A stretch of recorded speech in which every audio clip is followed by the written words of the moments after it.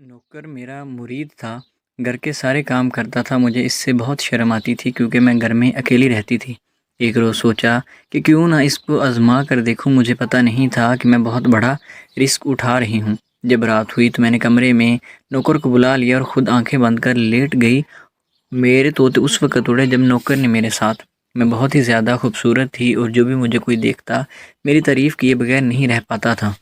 میری خوبصورتی کے چرچے پورے خاندان میں ہوا کرتے تھے۔ جو مرد مجھے ایک دفعہ دیکھتا وہ بس دیکھتا ہی رہتا تھا، حتیٰ کہ پلکیں جھپکنا بھی بھول جاتا تھا۔ لیکن قسمت کے فیصلے انسان کے بس میں نہیں ہوتے۔ میرے پاس نہ ہی پیسوں کی کوئی کمی تھی اور نہ ہی حسن کی، یعنی میرا کوئی ثانی نظر نہیں آتا تھا۔ میرا جسم 26 سال کی عورت کی طرح نظر آتا تھا جبکہ میری عمر صرف 18 سال تھی، اور اسی وجہ سے تمام مردوں کی نظروں کا مرکز بنا رہتی تھی۔ میری خوبصورتی اور جسم کو دیکھ کر میرے والدین اکثر پریشان رہتے تھے کہ جلد میری شادی کر دی جائے اور اپنے فرض سے ادا ہو کر بے فکری کی زندگی گزاری جائے۔ میرے ابو نے اپنے دوست کے بیٹے کے ساتھ میرا رشتہ طے کر دیا اور میری عمر 18 سال تھی اور میں شادی کر کے شوہر کے بڑے سے بنگلے میں چل آئی تھی۔ میری خوبصورتی کی وجہ سے ہی میرا رشتہ اتنے امیر گھر میں ہو گیا تھا۔ شادی والے دن ہی اسد کے خاندان کے جتنے لوگ بھی ہمیں دیکھنے کے لیے آئے تھے ان کی نظریں ہمارے اوپر ہی ٹھہر سی گئی تھی اور کوئی بھی ہماری تعریف کیے بغیر نہ رہ سکا تھا۔ میں بھی بہت زیادہ خوبصورت تھی کیونکہ اسد انتہائی خوبصورت ہونے کے ساتھ ساتھ امیر بھی تھا، جس کے ذریعے سے میرے دل کے تمام ارمان پورے ہو سکتے تھے۔ جب تمام رشتہ دار چلے گئے تھے تو اسد رات کو کمرے میں آیا اور آ کر کمرے کی کنڈی لگا دی۔ میرے دل کی دھڑکن تیز ہو رہی تھی۔ پھر اسد میرے پاس آ کر بیٹھ گیا اور میرے حسن کی تعریفیں کرنے لگا، اور منہ دکھائی میں مجھے ایک سونے کا ہار اور ایک انگوٹھی تحفے میں دی تھی جسے دیکھ کر میں بہت ہی زیادہ خوش ہوئی تھی۔ اور پھر اسد نے ایک خوبصورت انداز میں اپنی نئی زندگی کی ابتدا کی جو کہ انتہائی پرلطف تھی، جسے میں آج دن تک بھلا نہیں پائی۔ اس گھر میں ہمارے دونوں کے علاوہ ایک اسد کا خاص نوکر بھی تھا جس پر اسد بہت زیادہ اعتماد کیا کرتا تھا، اور وہ بھی بڑی ایمانداری کے ساتھ اپنی ڈیوٹی سر انجام دیا کرتا تھا۔ جب صبح ہوئی تو اسد کے ساتھ بالکل بھی اٹھنا نہیں چاہ رہی تھی، لیکن دروازے پر دستک ہوئی تو اسد نے آواز دی، کون ہے؟ تو باہر سے آواز آئی، صاحب جی کھانا بنا دیا ہے، آئیں اور آ کر کھانا کھا لیجئے۔ اسد نے کہا تم چلو ہم آتے ہیں۔ میں نے اس کو منع بھی کیا کہ ابھی جانے کو من نہیں کر رہا، لیکن اسد نے میری کوئی بات نہیں مانی اور مجھے لے کر نیچے آ گئے تھے۔ وہاں پر بیٹھ کر ہم نے کھانا تناول کیا۔ کھانے کے دوران ہی اس کو ایک ضروری فون آ گیا تھا جس کے بعد انہیں جانا پڑا۔ اسد کے بغیر مجھے گھر میں بالکل بھی چین نہیں آ رہا تھا اور ایک لمحے کے لیے بھی میرا دل نہیں لگ رہا تھا۔ میرا من کر رہا تھا کہ میں اڑ کر اسد کے پاس چلی جاؤں، لیکن بے بس تھی۔ یوں ہی بیٹھے اسد کا انتظار کرتی رہی۔ گھر میں میرے اور نوکر کے علاوہ اور کوئی بھی نہیں تھا۔ اتنے میں نوکر میرے پاس آیا اور آ کر کہنے لگا، میم صاحب ایک بات کہوں، برا تو نہیں منائیں گی؟ میں نے کہا نہیں نہیں کہیے۔ کہنے لگا کہ میم صاحب آپ بہت زیادہ خوبصورت ہیں اور مجھے بھی بہت اچھا لگا، آپ لوگوں کی جوڑی بہت زیادہ خوبصورت ہے۔ میں تھوڑا گھبرا گئی تھی کیونکہ میرے لیے وہ اجنبی تھا، وہ گھر میں اسد میں نہیں تھا۔ میرا دل بھی گھبرا رہا تھا کہ کہیں کچھ عجیب نہ کر دے، لیکن یہ کہنے کے بعد وہ وہاں سے چلا گیا تھا۔ رات کو 10 بجے کے قریب اسد گھر واپس آئے تھے۔ جیسے ہی وہ گھر واپس آئے اور گھر میں داخل ہوئے تو میں ان کے ساتھ لپٹ کر رونے لگی۔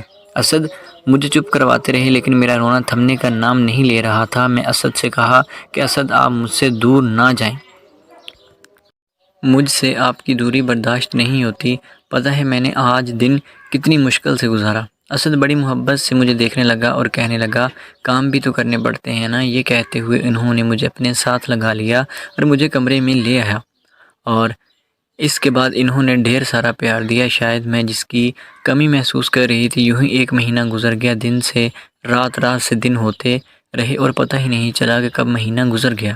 1 مہینے کے بعد میرے شوہر کو کام کے سلسلے میں دوسرے ملک جانا پڑا تھا اور وہاں انہیں 3 ماہ کے لیے رکنا تھا۔ جب میرے شوہر نے مجھے یہ بات بتائی تو مجھ پر قیامت سی ٹوٹ پڑی تھی۔ میں نے الگ سے منہ کر لیا تھا لیکن میری کوئی بات نہیں مانی۔ آخر وہ دوسرے ملک چلے گئے تھے۔ اب اس گھر میں میرے اور نوکر کے علاوہ اور کوئی بھی نہیں رہتا تھا، اور اسد کے بغیر یہ تنہائی مجھے کھانے کو آتی تھی، اور اس تنہائی کو میں کیسے دور کروں مجھے یہ بالکل بھی سمجھ نہیں آ رہا تھا۔ ایک دن میں بڑے حال میں بیٹھی موبائل چلا رہی تھی کہ اچانک میرے جسم میں درد سٹارٹ ہو گیا تھا۔ میں تکلیف سے رونا شروع کر دیا تھا۔ یہ اتنے میں میرا نوکر میرے پاس آیا اور بولا میم صاحب کیا ہوا ہے؟ تو میں نے کہا کہ میرے جسم میں درد ہو رہا تھا۔ کہنے لگا میم صاحب ڈاکٹر کو بلوا لاؤں؟ اب میں کیا بتاتی کہ یہ درد کون سی ہے، لیکن میں نے اس سے کہا کہ تم میری صرف اتنی مدد کر دو کہ اندر کمرے کے میں ٹیبل کے اوپر آئل پڑا ہے، مجھے وہ لا کر دے دو تاکہ میں خود اس کے ساتھ مالش کر لوں، شاید درد کم ہو جائے۔ وہ جلدی سے کمرے میں گیا اور وہاں سے تیل اٹھا کر لے آیا۔ میں نے اسے جانے کا کہا تو کہنے لگا میم صاحب میں لگا دیتا ہوں۔ میں نے اسے منع کیا اور جانے کا بول دیا۔ اس وقت تو وہ وہاں سے چلا گیا، لیکن چھپ کر دیکھنے لگا میں کیا کر رہی ہوں۔ تکلیف بہت زیادہ ہو رہی تھی۔ میں نے اپنی ٹانگوں پر تیل لگا لیا اور ٹانگوں کی مالش کرنا شروع کر دی۔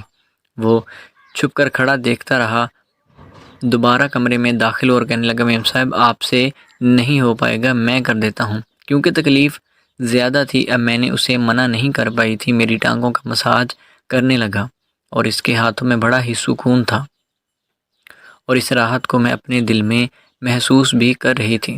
میں نے اپنی آنکھیں بند کی اور اسے اس کا کام کرنے دیا۔ سکون کی وجہ سے میں مدہوش ہو رہی تھی اور میری حالت غیر ہو رہی تھی۔ میں نے ہاتھوں سے مزید آگے بڑھنے کا اشارہ کیا جس سے شاید وہ سمجھ گیا تھا کہ میں کیا کہنا چاہ رہی ہوں۔ پھر نہ جانے کب کیا ہو گیا، ہمیں پتہ ہی نہیں چلا اور تمام حدیں پار ہو چکی تھی۔ لیکن یہ سب میرے بس میں نہیں تھا کیونکہ میں نے اسد کو منع بھی کیا تھا کہ مجھے چھوڑ کر نہ جائیں، لیکن انہوں نے میری ایک بات نہیں سنی تھی۔ آج وہ ہو گیا ہے جو نہیں ہونا چاہیے تھا۔ ہم دونوں ایک دوسرے کو دیکھنے کے بعد بہت شرمندگی محسوس کر رہے ہیں کہ ہم سے کون سی خطا سرزد ہو گئی ہے، لیکن جو بھی تھا مجھے بہت اچھا لگا تھا۔ اس کے بعد نوکر بڑی خاموشی کے ساتھ وہاں سے چلا گیا تھا اور میں نے آئندہ یہ عہد کر لیا تھا کہ کبھی اس کو اپنے قریب نہیں آنے دوں گی، کیونکہ یہ ایک بہت بڑا گناہ ہے جو میں نے اپنے شوہر کی غیر موجودگی میں کر لیا تھا، اور میں اپنے شوہر کی امانت میں اب خیانت نہیں کرنا چاہ رہی تھی۔ اور میں نے نوکر کو بھی یہ بات بول دی تھی کہ اس بات کو ایک خواب سمجھ کر بھول جائے جسے انجانے میں بہت سارے لوگ کر بیٹھتے ہیں۔